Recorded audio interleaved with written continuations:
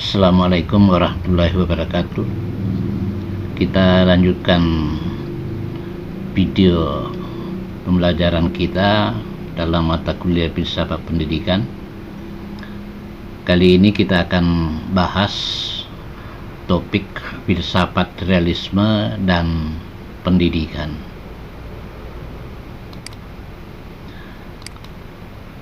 Tujuan yang disasar setelah video ini kita kaji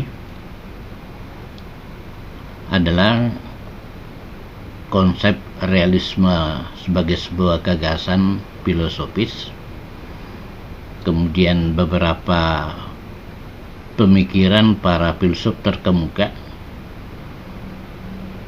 dari filsafat ini, kemudian menganalisis konsep pendidikan realisme, dan terakhir adalah menjelaskan relevansi filsafat realisme dengan pendidikan khususnya di Indonesia.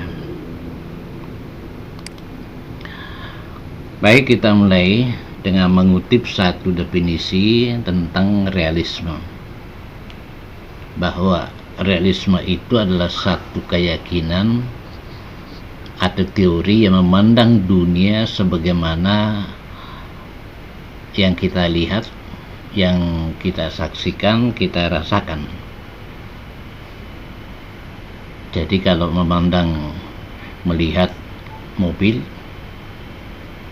maka Anda sangat yakin bahwa itu adalah mobil, dan mobil itu adanya di luar dari apa yang kita pikirkan. Lalu bagaimana realisme itu sesungguhnya? Kita akan coba selami pemikiran Aristoteles sebagai tokoh kunci utama dari aliran ini. Sebagaimana saudara sudah tahu bahwa Aristoteles itu adalah murid dari Plato, dan Plato adalah tokoh utama dari aliran idealisme yang sudah kita bahas sebelumnya. Nah, bagaimana pemahaman Aristoteles bahwa materi atau benda yang kita lihat itu ada secara mutlak, tidak dengan pikiran. Faktanya adalah bahwa dunia ada dengan sendirinya,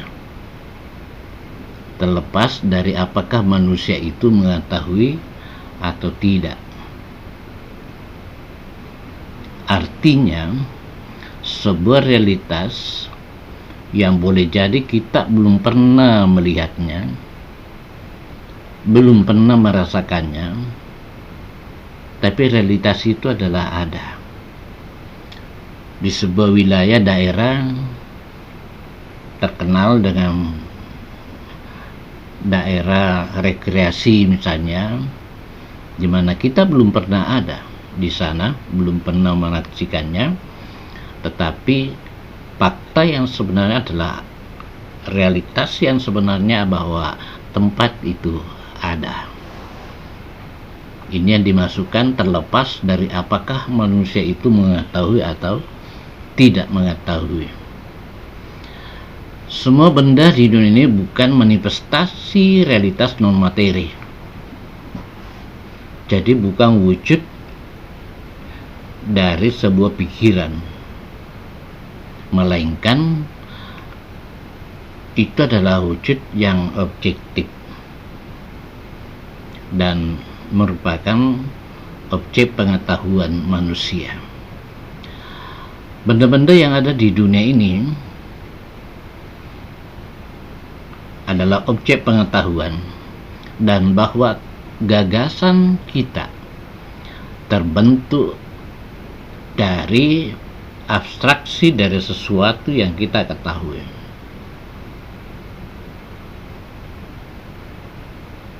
mobil misalnya, konsep mobil dalam pikiran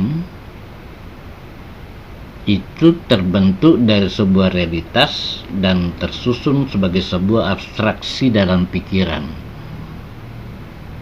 Dan ini juga sekaligus menunjukkan penolakan terhadap teori Plato di dalam aliran idealisme. Jadi yang demikian, realisme sesungguhnya adalah filsafat yang jauh dari dunia gagasan, lepas dari dunia gagasan. Realitas dari adalah apa yang kita amati, apa yang kita saksikan, apa yang kita rasakan. Jadi semua yang ada di luar, ya, dalam dunia luar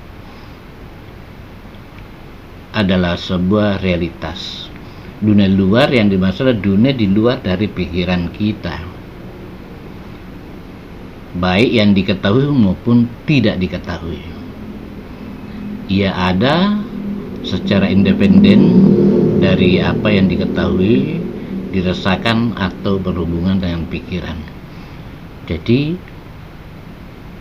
lepas dari apakah itu, objek itu, realitas itu ada dalam pikiran kita. Baik, masih tentang realisme. Bahwa perkembangan pikiran adalah bagian dari proses perkembangan dunia. Dicermati, bagian dari proses perkembangan dunia. Dunia berkembang dan manusia kemudian mempelajarinya dan mengetahuinya. Maka itu ada dalam pikiran, maka itu adalah bagian dari realitas. Jadi pikiran adalah apa yang dipelajari.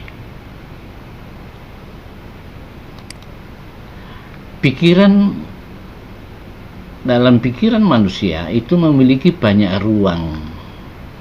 ruang di mana menjadi tempat dari semua informasi tentang fakta dan realitas kehidupan.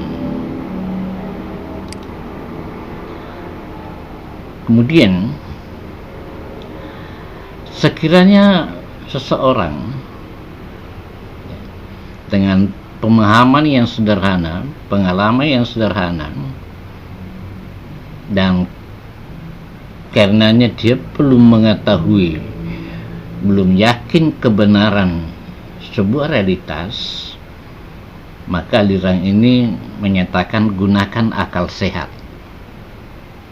Gunakan akal sehat untuk menempatkan atau menguji kebenarannya atau mengetahui kebenarannya. Gambar ini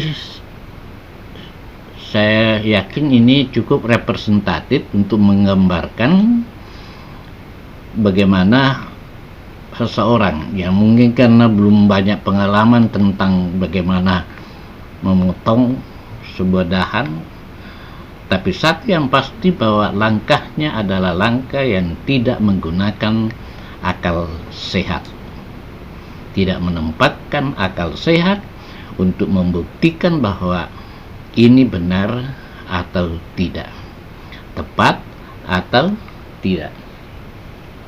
Dalam kehidupan kita sehari-hari, saya kira banyak sekali kita melihat satu tindakan, langkah yang tidak atau setidak-tidaknya kurang menggunakan akal sehat. Contoh sederhana saja, ketika seseorang atau Anda mungkin terburu-buru untuk menaiki sebuah gedung dengan lift, menunggu cukup lama, lalu kemudian setelah sampai terbuka lift, orang-orang di dalamnya belum keluar, dan kemudian Anda menerobos masuk ke dalam, maka langkah itu berarti langkah di mana Anda tidak menggunakan akal sehat, bahwa langkah itu tidak tepat untuk kita lakukan karena orang-orang di dalam belum keluar. Nah, bagaimana agar supaya realitas itu bisa kita buktikan? Yang tadi sudah jelaskan bahwa terlepas dari apakah kita mengetahui atau tidak, yang jelas fakta itu ada. Maka untuk membuktikannya, lakukan dengan observasi, dengan pengalaman, dengan mengalaminya sendiri, berusaha untuk tahu, lakukan uji coba eksperimen, dan gunakan penalaran ilmiah.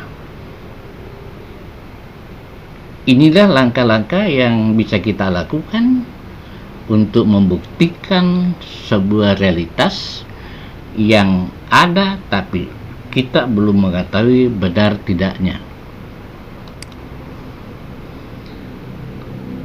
Filsuf kunci lain adalah Francis Bacon. Ia punya statement dan ini sangat kontributif. Apa yang kita kenal dengan metode berpikir penalaran, saudara semua tahu bahwa ada dua, yaitu metode induktif dan metode deduktif. Francis Bacon ini dianggap sebagai bapak metode induktif. Sebagai penjelasan tambahan, apa itu metode induktif? Yakni sebuah cara untuk menarik sebuah kesimpulan umum, generalisasi, berdasarkan hasil pengamatan, berdasarkan data, fakta yang spesifik, dengan tujuan untuk generalisasi kesimpulan. Ini adalah cara untuk menentukan kebenaran dari sebuah metode induktif melalui pengujian, dan itu yang kita kenal sekarang dengan metode ilmiah. Saya berikan satu contoh. Malino dikenal sebagai daerah yang dingin. Bogor juga dikenal sebagai kota dingin. Lembang, Jawa Barat juga dikenal sebagai daerah dingin. Termasuk negeri di atas awan di Toraja sana. Itu adalah fakta, informasi. Lalu kemudian apa kesimpulan dari fakta data tadi? Yakni bahwa tempat-tempat yang berada pada ketinggian itu memiliki hawa dingin. Jadi berhawa dingin. Ini yang kemudian disebut dengan cara berpikir dengan metode induktif, menarik kesimpulan dari sebuah fakta. John Locke adalah tokoh lain yang juga sangat terkenal dengan ungkapannya bahwa setiap manusia yang lahir itu bagaikan tabula rasa, bagai satu lembaran kertas kosong tanpa tulisan, putih bersih. Dan kemudian dalam perjalanan perkembangan hidupnya, ia memperoleh pengetahuan, gagasan, dikumpulkan pengetahuan dan gagasan itu, dan kemudian anak-anak pada akhirnya memperoleh sebuah pengetahuan. Pikiran tabula rasa ini sungguhnya sudah bisa kita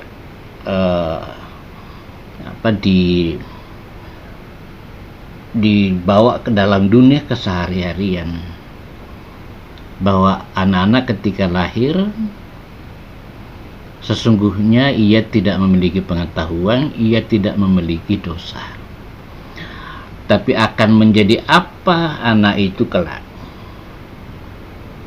akan berwarna apa, akan ada tulisan apa pada lembaran-lembaran kosong dari kehidupan anak itu, sangat tergantung pada lingkungan dan pengalaman yang diperolehnya dari lingkungan itu. Oke, baik saudara.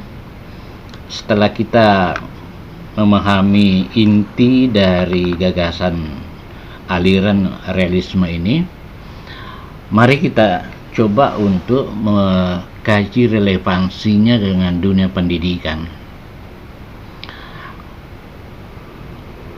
Aliran realisme memiliki pengaruh besar pada filsafat pendidikan. Saya ulangi, aliran realisme ini memiliki pengaruh besar pada filsafat pendidikan. Seperti apa itu? Mari kita lihat. Bahwa pendidik realis, artinya pendidik yang kemudian mengadopsi pemikiran realis, itu akan selalu mendorong siswanya untuk melakukan pengamatan dan kesimpulan dari dunia di sekitar mereka. Nah, saudara, sebagai calon guru, apalagi guru biologi, maka sudah sewajarnya jika kemudian Anda berpikir pengalaman belajar Anda selama di bangku sekolah, adakah semua pengetahuan yang tentang dunia nyata, tentang realitas, itu Anda ketahui dari pengamatan, dari hasil observasi,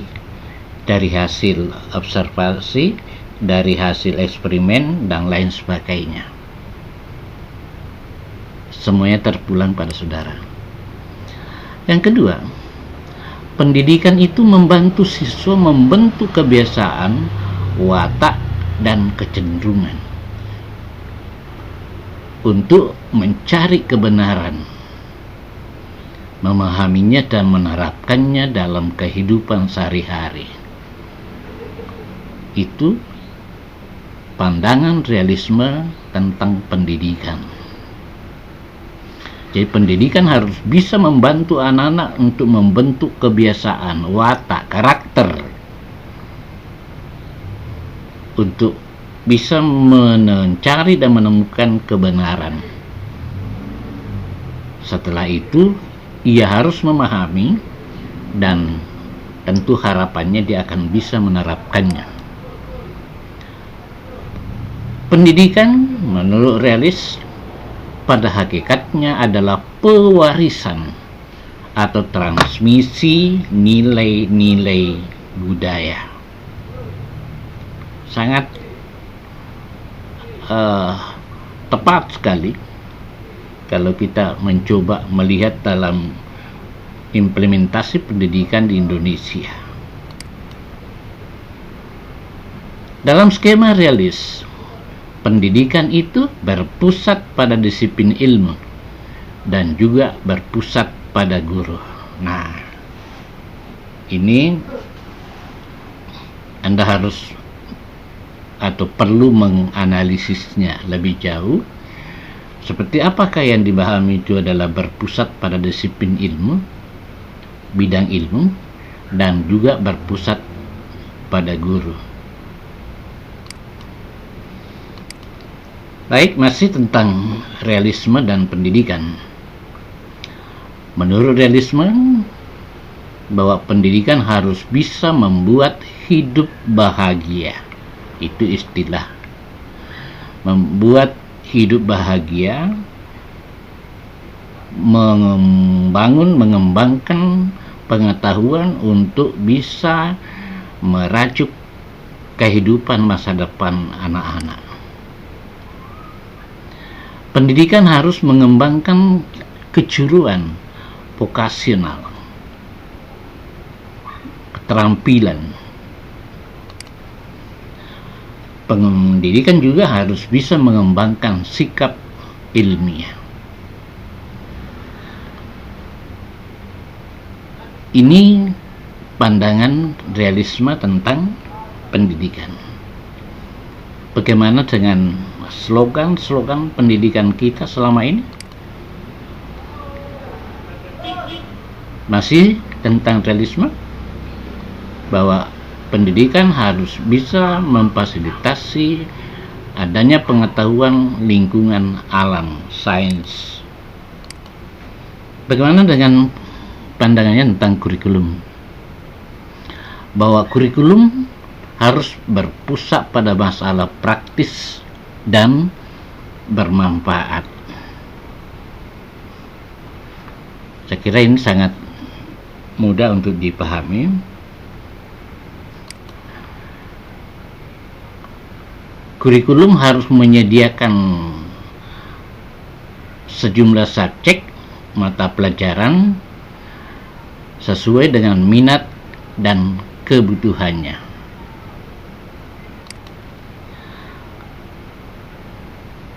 Pendidikan dalam hal ini adalah kurikulum harus mampu untuk mengembangkan pribadi anak seutuhnya, tahu benar salah,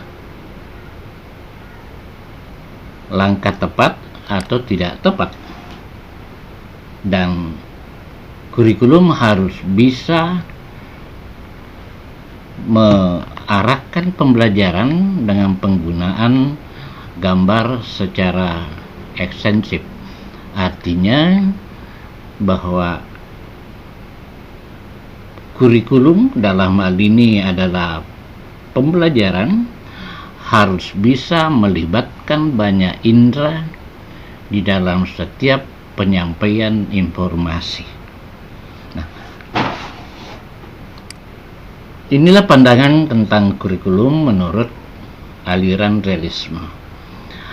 Menarik untuk kita kaji, walaupun pemikiran ini adalah pemikiran yang tentu jauh sebelum perkembangan pendidikan di negara kita. Tetapi kalau Anda menyimak dan mengkaji, menghubungkan dengan realitas pendidikan di Indonesia, maka pemikiran realis ini menjadi bahan dasar untuk kita berpikir dan mencari relevansinya. Oke, masih. Nah, apalagi yang terakhir ini adalah metode Montessori. Anda semua juga pernah sekolah di taman kanak-kanak, walaupun mungkin istilah itu tidak diketahui, tetapi kemudian sesungguhnya Anda sudah menjalaninya. Masih tentang kurikulum, bahwa kurikulum itu adalah fakta alam. Jadi keseluruhan apa yang ada di alam ini, dan itu direduksi, disederhanakan menjadilah satu kelompok-kelompok.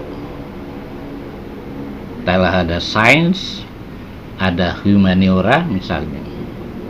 Sains sendiri kita melihat ada gejala-gejala tentang hidup dan faktor-faktor lingkungannya, berarti melahirkan atau memunculkan biologi.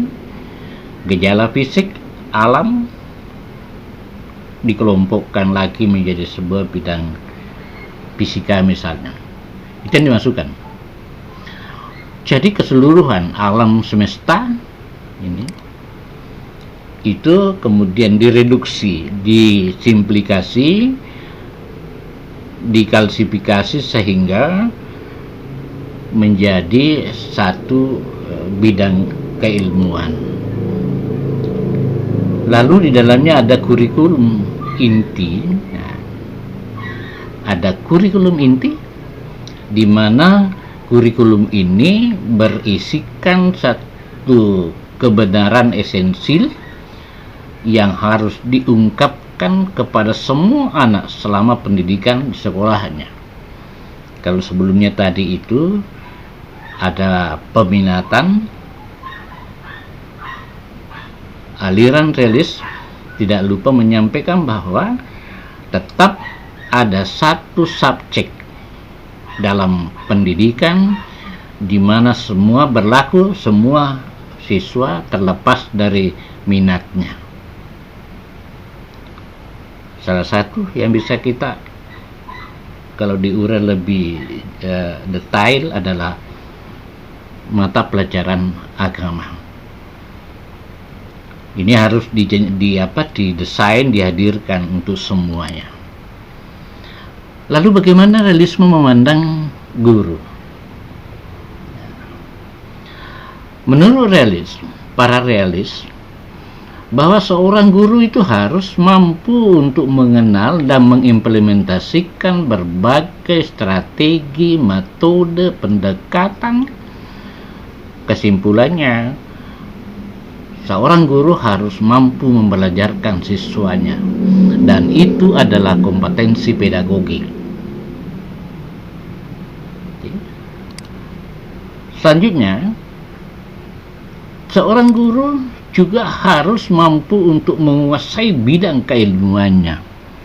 Jika Anda adalah calon guru biologi, maka kelak suatu saat menjadi guru, maka penguasaan secara utuh tentang biologi itu harus dimiliki. Nah, dari kedua inilah kemudian menjadi satu kesatuan di mana materi itu disajikan secara sistematis, terorganisir, dan Anda bisa menggunakan berbagai pendekatan, berbagai metode untuk membelajarkan siswa, di antaranya melalui pendidikan pembelajaran berbasis kasus atau berbasis masalah atau berbasis project. Selanjutnya, di dalam kegiatan pembelajaran, seorang guru harus bisa menekankan pada penalaran kritis melalui observasi. Penalaran kritis, penalaran kreatif untuk bisa mengetahui realitas yang sesungguhnya. Inilah yang kemudian disimpul oleh realisme, bahwa sekolah harus bisa memposisikan dirinya sebagai sekolah inquiry, sekolah di mana aktivitas di dalamnya para peserta didik diupayakan untuk melakukan pencarian dan penemuan, inquiry, discovery, bertanya tentang alam dan mencari informasi terkait dengan kebenaran di alam itu. Nah, secara spesifik, realis atau aliran realisme itu menyoroti tentang metode pembelajaran, bahwa metode pembelajaran yang dijalankan oleh guru harus menekankan pada penalaran kritis melalui observasi, tidak dengan hanya berceramah. Apalagi biologi, kita berbicara tentang realitas alam. Anak-anak harus difasilitasi untuk mengungkap secara kritis tentang gejala-gejala alam itu, bukan diceritakan. Pembelajaran harus dimulai dari sederhana ke kompleks, dari yang konkret ke yang abstrak. Nah, ini satu panduan yang menarik. Dan dalam desain pendidikan kita, sesungguhnya kita bisa melihat, katakanlah biologi dari jenjang SD, SMP, SMA. Objek biologi, katakanlah tumbuhan, seperti apa keluasan dan kedalamannya, dan pada tingkatan itu juga kemudian tidak menggiring anak-anak langsung kepada hal-hal yang sifatnya abstrak, konsep. Dia harus mengenali dalam realitas objek itu. Di dalam pembelajaran juga, agar informasi yang sifatnya berupa fakta, bukan konsep, apalagi prinsip, itu anak-anak harus diarahkan untuk melakukan resitasi. Saya kira dengan apa yang terjadi sekarang, kita lihat ada literasi, berbagai jenis literasi yang harus bisa mereka ketahui, melakukan eksperimen, demonstrasi, dan latihan. Sekali lagi, ini adalah pandangan para realis untuk kegiatan atau metode pembelajaran. Pembelajaran melalui pengalaman langsung atau tidak langsung. Pengalaman langsung berarti harus ke lapangan, tapi kemudian ada objek, terutama misalnya biologi, di mana kemudian kita tidak bisa menggunakan indera kita karena keterbatasan. Anda menggunakan misalnya mikroskop untuk mengetahui bagaimana sel itu membelah. Itu yang dimasukkan sebagai pengalaman tidak langsung. Kunjungan lapangan, ceramah, menggunakan alat bantu audiovisual, bahkan dengan teknologi pembelajaran sekarang, teknologi komputer, semua kan harus bisa dimanfaatkan. Begitu yang terpikirkan oleh para realis yang memahami, memegang prinsip realisme. Lalu bagaimana dengan aktivitas kelas? Menurut para realis, kegiatan di kelas lakukan dengan demonstrasi, kemudian gunakan alat audiovisual, lalu sodorkan fakta realitas, ajak mereka untuk kemudian bernalar tentang itu, misalnya dengan permasalahan dalam kehidupan sehari-hari, ajak mereka untuk berpikir dan mengajukan satu solusi. Dan jangan lupa untuk memberikan reward terhadap sebuah apa yang kemudian bisa dilakukan dengan baik oleh para siswa. Inilah gambaran seperti apa aktivitas-aktivitas belajar yang mestinya terjadi dalam kelas. Ini kalau kita coba implementasikan pandangan realisme dalam dunia pendidikan kita, khususnya pembelajaran di kelas. Masih lanjutan aktivitas tadi, pembelajaran harus menggunakan objek nyata, didemonstrasikan, ditunjukkan.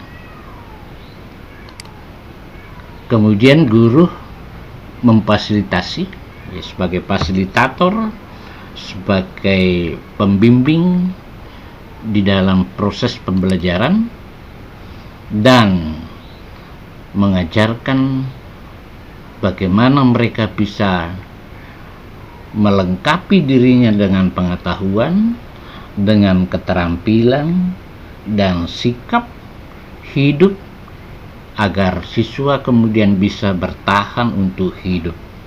Bertahan untuk hidup berarti melakukan dengan caranya sendiri, tidak dengan berpikir spontan dan terkadang tidak atau berbenturan dengan hukum. Saya kira itu yang perlu untuk dipikirkan, dan saudara, sekali lagi, semua yang terungkap di sini adalah berakar dari pemikiran aliran realisme. Tentang karakter, ini menurut para realis harus dilakukan dengan pembiasaan. Retensi baik bagi siswa, karakter ilmiah, dan ada karakter moral dan ada karakter ilmiah. Semuanya itu harus bisa difasilitasi pengembangannya di dalam dunia pendidikan. Untuk apa semua itu? Agar siswa kemudian pada waktunya dapat melayani dunia nyata, bukan dilayani. Sangat berbeda. Dengan demikian, kecerdasan itu perlu dikembangkan, baik kecerdasan alami maupun kecerdasan intelektualnya. Nah, saudara, setelah kita membicarakan berbagai aspek